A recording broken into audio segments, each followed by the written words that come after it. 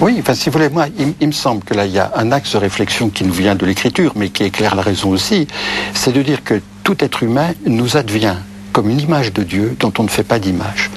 Et si vous voulez, il y a quelque chose de très profond dans ce que nous disons ça. Qu'est-ce qu'on veut dire quand on dit image de Dieu? C'est quelque chose qui dépasse, et qui dépasse les parents, qui dépasse les médecins, qui dépasse, et qui est toujours à découvrir. Et je pense que, si vous voulez, le regard trop technique ramène toujours du côté des faits biologiques, du côté d'une réalité du corps humain qui est bien réelle, mais qui oublie ce qui échappe et qui sera, moi je l'appelle l'image de Dieu, qui est l'esprit. Monseigneur Petit, juste pour terminer, peut-être, qu'est-ce que vous attendez, vous, de ces révisions de loi? En quelques mots. Les révisions de loi donc, ont été initiées par les rapports de M. Kless et de M. Fagnès, députés, et qui justement insistent beaucoup sur la possibilité de faire des recherches sur l'embryon, puisqu'elles sont aujourd'hui autorisées à titre exceptionnel. Et donc va reposer nécessairement cette question de l'embryon.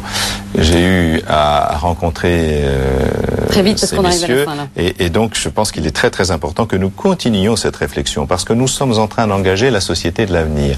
Et ce que nous allons effectivement réfléchir et décider aujourd'hui va conditionner notre civilisation et notre société. Donc ça me paraît très important. Ce seront les mots de la fin. Merci à tous les quatre d'avoir participé à cette émission. Et puis avant de conclure, rappelons les références de votre dernier ouvrage, Monseigneur Petit, L'embryon, quels enjeux? C'est aux éditions Salvator. Et puis, téléspectateurs, bien sûr, n'hésitez pas à réagir, à nous envoyer vos commentaires à l'adresse réaction@kto-tv.com.